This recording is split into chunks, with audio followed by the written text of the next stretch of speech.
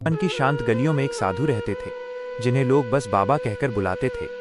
उनके पास न कोई परिचय था, न कोई पहचान, पर उनकी आंखों में हमेशा राधा नाम का प्रकाश बसता था। बाबा कई महीनों से एक पुरानी कुटिया में रहते थे, पर एक दिन आश्रम के सेवकों ने उन्हें बुलाया। एक सेवक ने कड़क आवाज में कहा, बाबा, आपकी तबीयत अब ठीक नहीं रहती, हम आपकी जिम्मेदारी और नहीं उठा सकते। 10 दिन में कुटिया खाली कर दीजिए। बाबा मुस्कुराए, एक ऐसी मुस्कान जिसमें कोई शिकायत नहीं थी।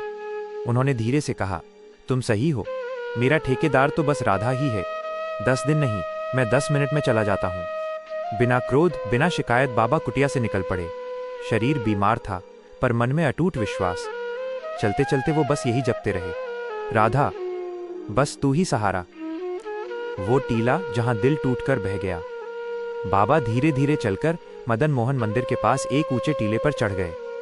वहां बैठकर उन्होंने आसमान की ओर देखा और पहली बार अपनी असहायता को महसूस किया। उन्होंने आंखों में आंसू लिए कहा, हे लाडली, अगर तुम सच में मेरी हो तो इस वृंदावन में बस एक कोना दे दो, वरना आज की रात मैं वापस बनारस लौट जाऊंगा। वे कुछ देर यूं ही तन्हा बैठे रहे, और तभी एक चमत्कार हुआ। जब बाबा टीले से उतर रहे थे, अचानक एक छोटी सी बालिका उनके सामने खड़ी हो गई।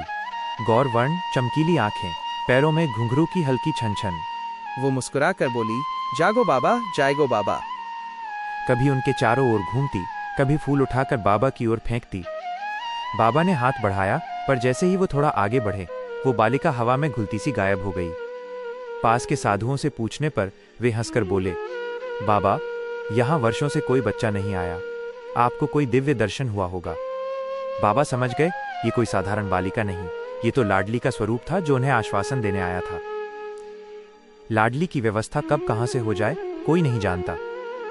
शाम होते होते एक व्यक्ति उनके पास आया और बोला, बाबा, गौशाला के पास एक छोटी सी कुटिया खाली है, यदि चाहें तो आप वहां रह सकते हैं।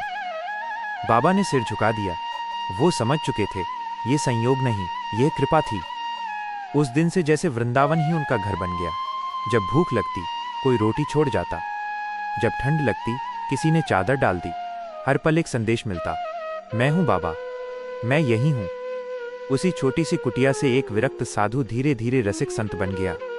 उन्होंने कभी कुछ मांगा नहीं, बस राधा का नाम जपा, क्योंकि उनका जीवन यही कहता है, जब मनुष्य सब छोड़ देता है, तब राधा सब कुछ बन जाती हैं।